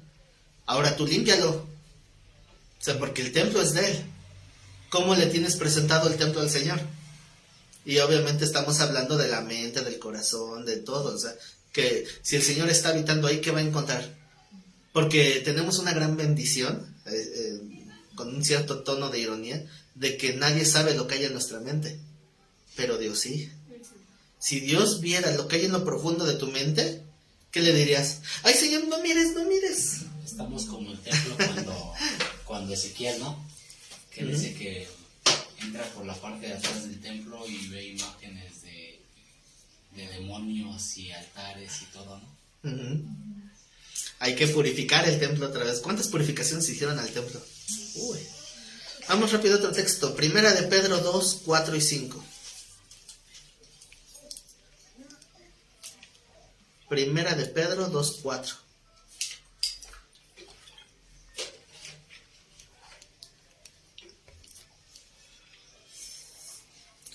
¿Pueden encontrar? Sí. ¿Se acuerdan cuando el Señor le dijo a Pedro, tú eres Pedro y sobre esta piedra edificaré mi iglesia, sobre esta roca edificaré mi iglesia? Que se ha mal interpretado por la iglesia tradicional mucho tiempo. Este texto de Primera de Pedro 2.4 es algo así, yo lo veo así, como si fuera la respuesta de Pedro a esa plática. Como si tú le preguntaras a Pedro, oye Pedro, ¿qué entendiste cuando el Señor te dijo que tú eres Pedro, piedra, y sobre esta roca edificaré mi iglesia? Aquí está su respuesta. Dice, acercándonos a Él, a Cristo, que es piedra viva, desechada ciertamente por los hombres. Aquí hablamos de la metáfora del perito arquitecto. Mas para Dios es la piedra escogida y preciosa, es decir, la que es aprobada, ¿no? Aquí es donde entra la referencia de cuando le dijo a Pedro, tú como una piedra, tú eres mi piedra. Pero Pedro entiende que no es él, es todos. Y Pedro lo dice así en su carta, ustedes también, no solo yo soy el único Pedro. Ustedes también, como piedras vivas, ser edificados como casa espiritual y sacerdocio santo, para ofrecer sacrificios espirituales aceptables a Dios por medio de Jesucristo. O sea, sé que nosotros estamos edificando la casa de Dios como un conjunto. El texto anterior habla de una edificación personal, pero aquí habla de una edificación en conjunto. Todos nosotros somos como un pequeño ladrillo que están construyendo la iglesia de Dios, el verdadero cuerpo de Cristo, ¿verdad? O sea que todos somos papas. Todos somos papas. ¿En qué sentido, hermano? Sí, porque es como te dicen, este es bien papa. Entonces, entonces Pedro jamás entendió yo soy el papa, ¿verdad? Él entendió que él es parte del cuerpo de Cristo. Cristo es el primero, que es el fundamento, y es el último, que es la piedra de ángulo. ¿Y dónde estamos nosotros? Cobijados en medio. Pero cada uno de nosotros tenemos que hacer nuestra parte y edificar la casa de Dios. Entonces tenemos que ir edificándonos como una casa espiritual y un sacerdocio santo. ¿Qué pasa si una piedra no sirve? Se desecha y se usa otra. Entonces, en ese sentido también tenemos que ir creciendo en una magnífica excelencia.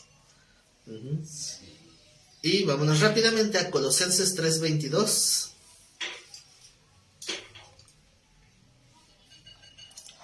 Colosenses 3:22.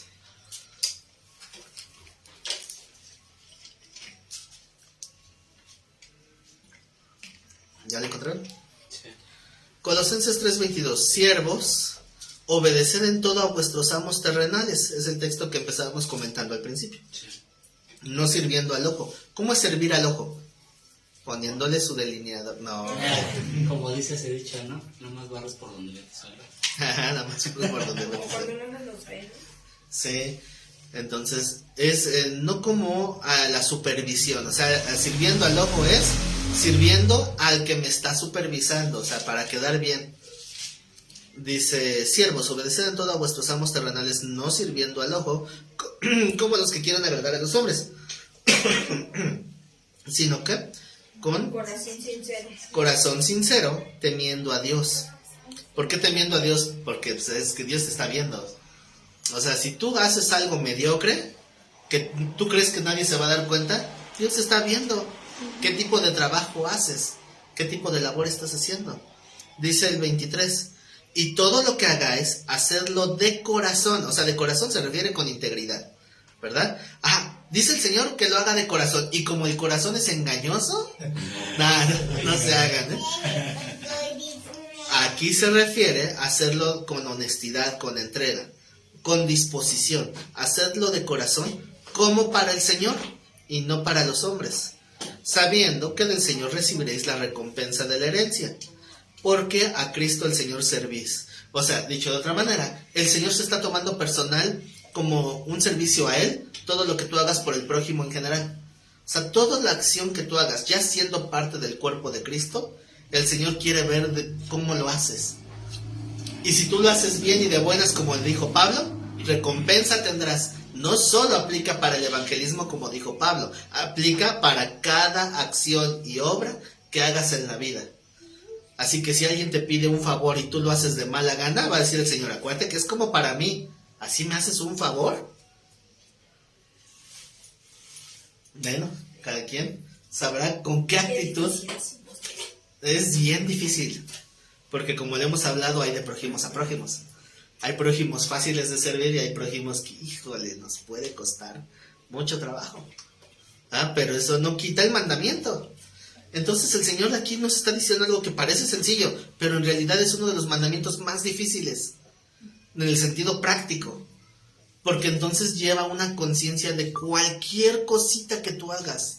Hasta simplemente el hecho de que te levantes en la mañana y tiendas tu camita, hazla como para Dios. Porque pues ya nada más la estiro un poquito y ya, ¿no? O dicen, pues es mía, ¿a quién le importa? Bueno, a Dios le importa, porque a Dios le importa todo cómo haces las cosas. ¿Lo haces con excelencia? Cuando dices, ya no me di tiempo de arreglarme bien, bueno, Como el gato. de gatito, bañito de gato. Bueno, ¿Así es como para Dios? Está un poquito exhortativo este punto, ¿no? Entonces dice, vuelvo a repetir el 24, sabiendo que del Señor recibiréis la recompensa de la herencia, es decir, la recompensa que Dios te va a dar, porque ya eres parte de su linaje. Porque a Cristo el Señor servís. Ahora, cuando dice que sirves a Cristo, vean el contexto, no está hablando de servicio ministerial, está hablando de las acciones que se hacen para los jefes terrenales. Entonces, el Señor también está viendo como un servicio personal hacia Él. Ya casi para terminar, Mateo 5:38. Mateo 5:38. ¿Ya está?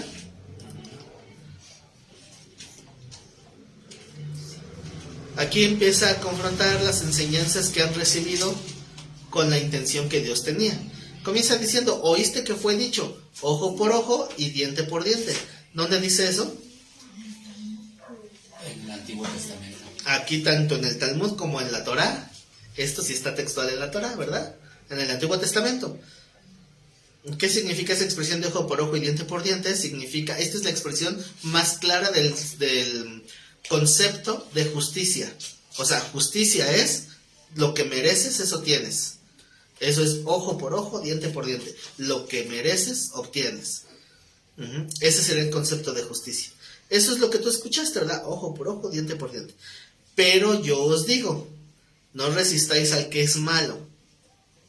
¿Qué es resistir? Pelear, oponerse. No resistas al que es malo. Aquí la palabra malo se refiere a intenciones, ¿verdad? Al que tiene una mala intención para contigo. Antes, a cualquiera que te hiera en la mejilla derecha, vuélvele también la otra. Muchos dicen, bueno, ¿verdad? La otra, ok, ya fueron las 2 horas, sí va a haber. ¿Por qué dice la mejilla derecha? Esto lo dicen diferentes textos, pero me gusta enfatizar porque menciona cuál es la mejilla. ¿Por qué en la derecha? Porque es una probada, No, no es eso. ¿Por qué? una obra probada. No. No, eso lo usaban los africanos también. No, aquí es otro contexto. La mejilla derecha, o sea, para golpear a alguien en la mejilla derecha, ¿cómo le tiene que pegar? Normalmente la mayoría del porcentaje de población no es zurda, es diestra. Si va a pegar con la derecha, pega en la mejilla izquierda, no en la derecha. ¿Cómo tendría que pegarle para pegarle en la mejilla derecha? Con el torso de la mano. Ese tipo de golpe así no tiene la intención de herir, tiene la intención de humillar. Por eso aclara, cuando alguien golpea con la mejilla, en la mejilla derecha, es porque alguien te quiere humillar. O sea, que me tengo que dejar, sí. Y si me quiere lastimar, ahí sí no, eso no es lo que dice el texto. Porque dices que me quiere golpear, aprieta duro. No. Y recibe el trancazo. No dice eso. No dice que te dejes literalmente golpear. Dice, si alguien te quiere humillar, eso es lo de la mejilla derecha. ¿Qué quiere decir? Que si alguien te está provocando, tú tienes que ser más fuerte internamente para que las palabras no te dañen. Sabemos que las palabras tienen un poder, no el del decreto, no. Tienen el poder de herir el corazón de alguien. Y a veces duelen más las palabras que los mismos golpes. Pero un cristiano fortalecido espiritualmente no le va a lastimar una palabra, porque su fe está en alguien más grande que cualquier prójimo. Entonces, que digan cristiano feo que no lo haga caso. sí, tenemos que estar fuertes para que si alguien te está humillando, déjalo que te humille. Tú sabes lo que eres delante de Dios.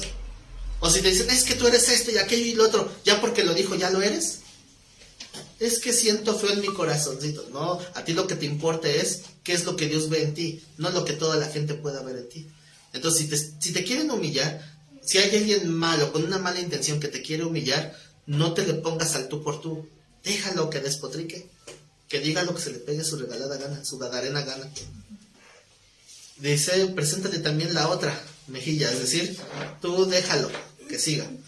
Y al que quiera ponerte a pleito y quitarte la túnica, déjale también la capa. ¿Cuál es la versión 2023? El que te quiera quitar el celular, dale hasta el cargador. Y el Bluetooth también. Bueno, ¿Por qué? Porque la justicia, el de ojo por ojo, no es que pierda validez. ¿O será que Dios ya no busca justicia? Sí. Claro, pero ¿cuál es la enseñanza de Cristo? Deja que esa justicia venga de Dios y no de tu mano. Porque si buscas justicia de tu mano, tu carnota se va a gozar en la venganza. Y Dios no se goza en la venganza. Dios aplica el juicio, aplica justicia. Y por eso nos contaminamos, ¿sí? No, estaba bien. Ujú. Entonces, dice el 41, y a cualquiera que te obliga a llevar carga por 1 milla, ve con el 2. Según los comentaristas bíblicos, esta frase está enfocada a la autoridad que tenían los soldados romanos para mandar al pueblo. Recuerden que los soldados romanos construían los caminos empedrados. Entonces, era parte de su labor. Pero ellos tenían autoridad para usar a cualquier ciudadano de mandadero. Por eso ¿se acuerdan que llevó la cruz de Cristo? Por eso lo agarraron a él. A ver, tú lleva la cruz. Ni modo, tiene autoridad el soldado. Por eso cuando iban los soldados a construir un camino, las calles estaban vacías. Porque yo, no, córrele, porque si te ve un soldado te va a agarrar ahí. Y la ley era llevarlos 1 milla. Hay por ahí, escuché una interpretación hace poco de un pastor que decía, es que si tú caminas con él 2 millas, lo metes en problemas legales a él, porque él nada más te debe de llevar 1 milla. Yo no lo creo, eso lo saco de la manga. No, yo no lo creo. No, la intención del Señor es que tú bendigas, que tú seas bendición, aunque alguien quiera abusar de tu confianza. Uh-huh. Entonces, si esa persona te está obligando a llevar la carga por 1 milla, tú da más, tú bendícelo más. ¿Por qué? Porque Dios va a hacer justicia. A ti te va a hacer justicia por lo que hiciste bien, y Él le va a hacer justicia por su manchadez. Si se quiso pasar de listo, Dios también se lo va a justiciar. Pero si tú no eres obediente a Dios, Dios no se va a meter. Así, ya te hiciste justicia solo. Entonces dice el 42, al que te pida, dale. Al que quiera tomar de ti prestado, no se lo rehuses. Oíste que fue dicho, amarás a tu prójimo y aborrecerás a tu enemigo. Recuerden que el Antiguo Testamento dice, amarás a tu prójimo, pero no dice nada de aborrecer a nadie. Eso de aborrecer al enemigo está en el Talmud, no en la Biblia. Dice, pero yo os digo, amad a vuestros enemigos, bendecid a los que os maldicen, mirad bien a los que... ahí se me perdió el versículo. 44. Amad a vuestros enemigos, bendecid a los que os maldicen, haced bien a los que os aborrecen y orad por los que os ultrajan y os persiguen, para que seáis hijos de vuestro Padre que está en los cielos. Obviamente no es el texto que esté diciendo que así te vuelves hijo, sino que así evidencias que eres hijo de Dios. Ya lo hemos hablado. Dice, de vuestro Padre que está en los cielos, que hace salir su sol sobre malos y buenos. ¿Qué quiere decir esto? Esto se volvió una frase popular, ¿no? El sol sale para todos. Bueno, de aquí viene, ¿verdad? Dios hace salir su sol sobre buenos y malos, porque a todos les da la misma oportunidad. Entonces, ¿qué tenemos que hacer nosotros? Lo mismo, dar la misma oportunidad a todos. Y que hace llover sobre justos e injustos. Esto de hacer llover obviamente es una referencia a la bendición de un trabajo, porque la lluvia marca la economía de aquel entonces, tanto en el ganado como en la agricultura. Si no hay lluvia, no hay ni uno ni otro, y la economía depende de las lluvias. Por eso siempre en el Antiguo Testamento la bendición está representada en lluvia. 46. Porque si amas a los que os aman, ¿qué recompensa tendréis? ¿No haced también lo mismo los publicanos? Y si saludáis a vuestros hermanos solamente, ¿qué hacéis de más? ¿Se dan cuenta que esto de ¿qué haces de más? Es una exhortación muy escondida. O sea, te está diciendo, tú tienes que hacer algo más, no nada más conformarte como los demás. No nada más ser siervo inútil. Nada más siervo inútil. ¿No hacen también así los gentiles? Sed pues vosotros como. 48. Sed pues vosotros, pero dice la palabra perfectos, como vuestro Padre celestial. como vuestro Padre que está en los cielos es perfecto. ¿Quién es perfecto? Solo Cristo. Aquí lo dice. Solo Dios. Entonces, significa que es una meta que Dios nos está poniendo. Ahora, el hecho de que nadie sea perfecto, eso no impide que Dios te lo mande. Porque aunque no lo seamos, tenemos que buscarlo, tenemos que intentarlo. Y si se dan cuenta, la palabra perfecto entra en la misma definición de lo que dijo David en magnífica excelencia. O sea, hacer crecer nuestra vida hasta el tope. ¿Y cómo es crecer nuestra vida hasta el tope? Llegar a la estatura de Cristo, ser perfectos. O sea que lo que Dios está esperando de ti no es lo mismo que está esperando cualquier maestro o un padre terrenal. No, la expectativa de Dios es tan alta que dice, tú tienes que llegar a ser como yo. Híjole. Si estuvieran en el lugar de Cristo en la cruz, ¿responderían igual que Cristo? Para comenzar, nunca estaría en la cruz. Bueno, no para salvación, pero como por ejemplo, como Pedro sí estuvo. O sea, en un mismo juicio, ¿no? Como los ladrones. Como los ladrones esos. Porque tenemos los ejemplos que siempre me gusta citar porque para mí son muy bonitos. El de la respuesta, o las últimas oraciones de Cristo en la cruz, comparándolo con la oración de Esteban. Cuando estaban muriendo. ¿Se dan cuenta que es muy similar? Sí. Yo creo que por eso el Señor dijo, ya, vámonos. Vio el cielo abierto, dijo, ya, ¿a qué te esperas? No les tomes en cuenta esto.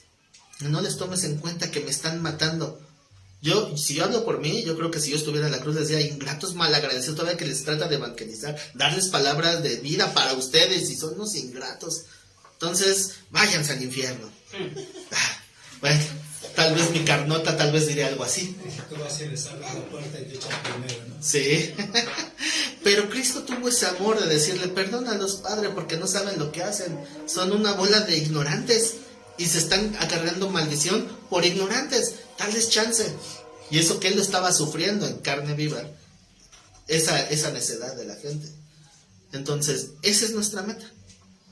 Hacia esa actitud o ese nivel de madurez es donde Dios está esperando que lleguemos. Ahora, yo no sé cuánto tiempo nos vaya a dar Dios de vida. Puede darnos 50 años, 80 años, puede darnos 3 días, puede darnos no sé. Así que, como no sabes cuánto tiempo te queda, significa que te queda muy poco para llegar a la meta, porque no sabes realmente cuánto.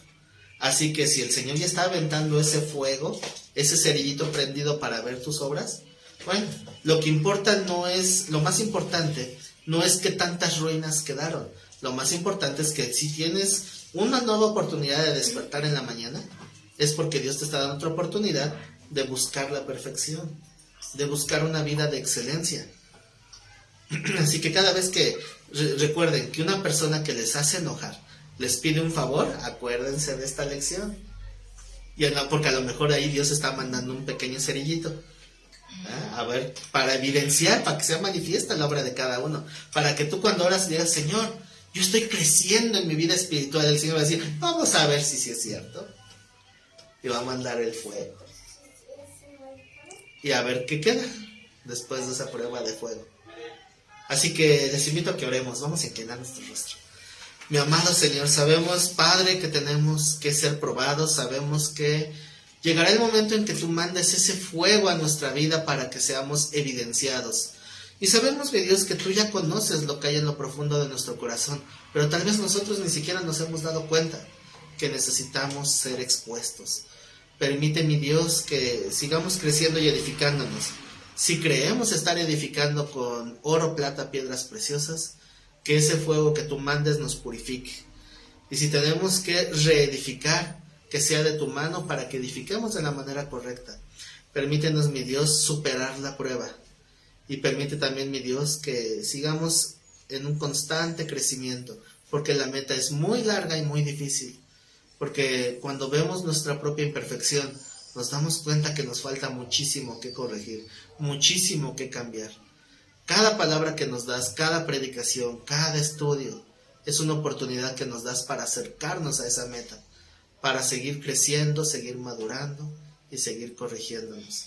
Agradecemos, Señor, que en tu misericordia hoy nos des otro día de vida, porque este día de vida es otra oportunidad para crecer y que nuestra vida sea como aquel templo de magnífica excelencia, que sigamos creciendo y todo lo que hagamos, sin importar el contexto, si es del trabajo, si es en la escuela, si es con amigos, Que todo lo que hagamos sea como para ti, bien y con la mejor actitud, porque esa es la manera en que queremos glorificarte a ti, Señor.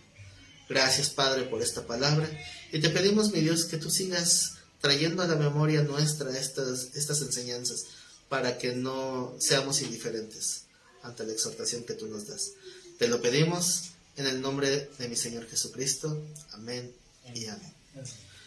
Les pido a mis hermanos que están en línea, gracias por seguir la transmisión, y pues estaremos transmitiendo las clases del día sábado para que estén al pendiente. Y como ya les dije, a lo mejor ya no vamos a transmitir abiertamente, pero les voy a mandar un enlace para que puedan entrar a las clases. Lo que son las predicaciones seguirán transmitiéndose como siempre, pero las clases ya no, para que manden un mensaje y se les dé ese enlace. Así que antes de irse, pues dejen un like, compartan el video, y si Dios nos presta vida, nos vemos el próximo sábado.